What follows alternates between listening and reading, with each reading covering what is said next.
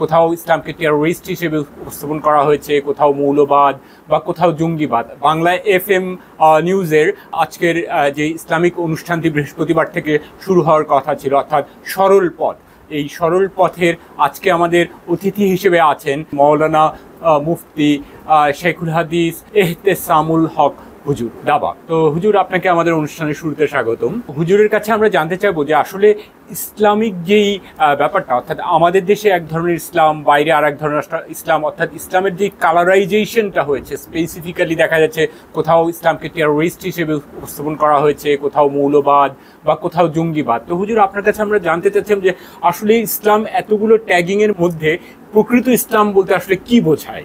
আলহামদুলিল্লাহ, আপনি সুন্দর একটি প্রশ্ন আমাকে করেছেন।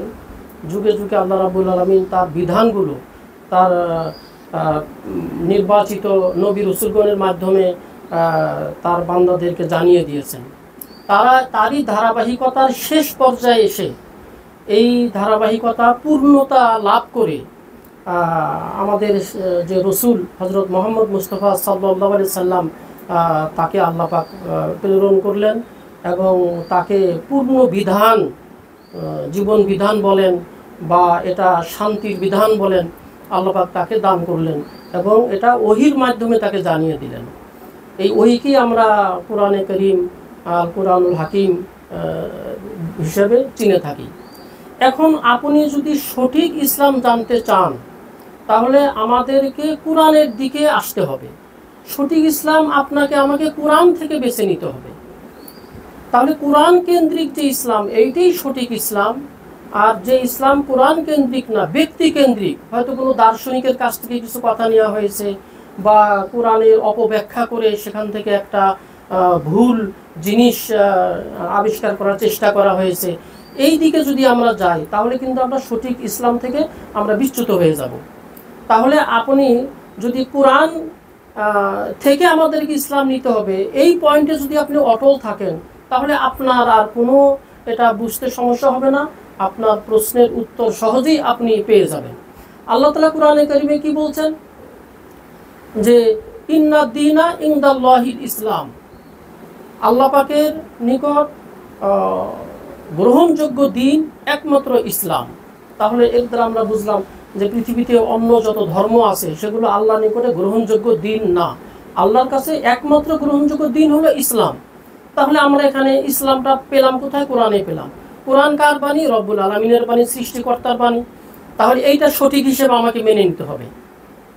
আল্লাহ রাব্বুল আলামিন আরেক জায়গায় কি বলছেন যে মা ইউতির রাসূলা ফাকাত আতা আল্লাহ, সূরা নিসার ৮০ নম্বর আয়াতে আল্লাহ পাক বলছেন মা ইউতির রাসূলা ফাকাত আতা আল্লাহ, যে রসুলকে অনুসরণ করবে সেজন্য আল্লাহকে অনুসরণ করলো, যে রসুলকে মানবে সেজন্য আল্লাহকেই মানলো।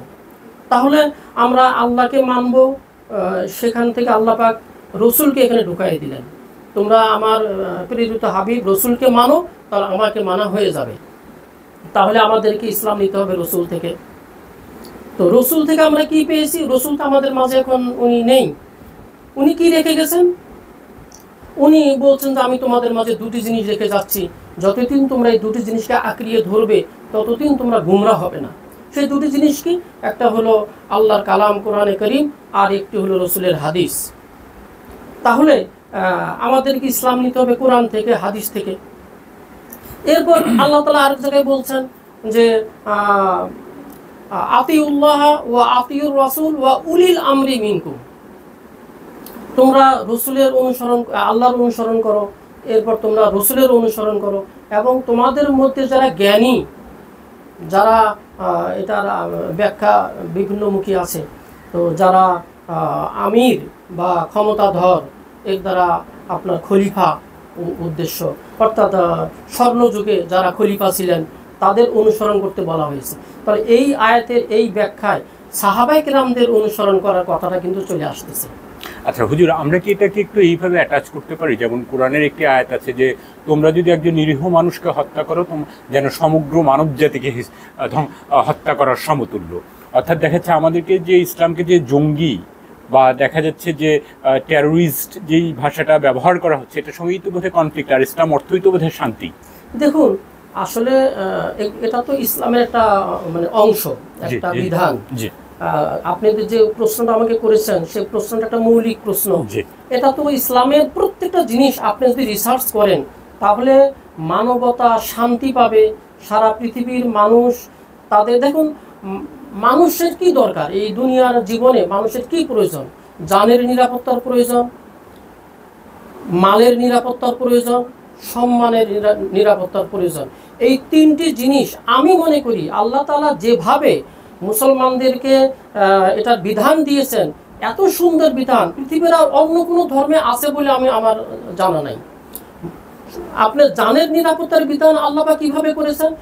অন্যায়ভাবে কেউ যদি হত্যা করে তো হত্যাকারীকে হত্যা করে দাও। এর চাইতে জানের নিরাপত্তার বিধান আর কি হতে পারে? মালের নিরাপত্তার বিধান আল্লাহ পাক কি করেছেন? কেউ যদি অন্যায়ভাবে কারো মাল চুরি করে তার হাত কেটে দাও।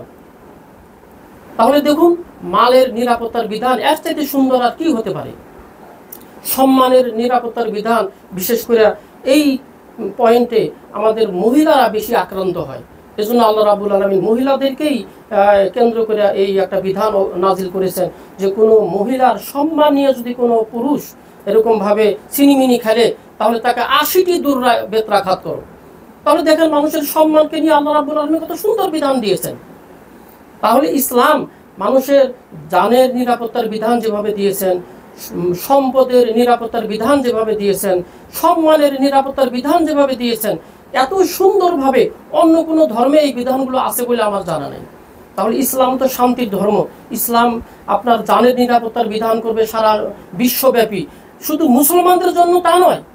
ইসলামে তো এমনও আছে যে কোনো মুসলমান রাষ্ট্রে যারা এরকম অনুমতি সাপেক্ষে বসবাস করবে তাদের জান মালের নিরাপত্তার বিধান মুসলমানদেরকে করতে হবে।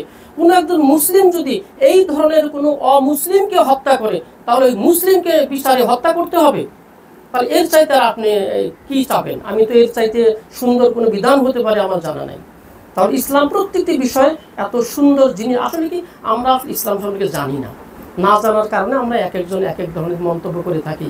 আমাদের জানা দরকার এবং সেই জানাটা সঠিক হওয়া দরকার। ইসলাম সম্পর্কে জানতে এবং বুঝতে যে কোনো ধরনের প্রশ্নের সরাসরি আমাদেরকে করুন। চোখ রাখুন আমার সাথে ইসলামিক অনুষ্ঠান সরল পথে।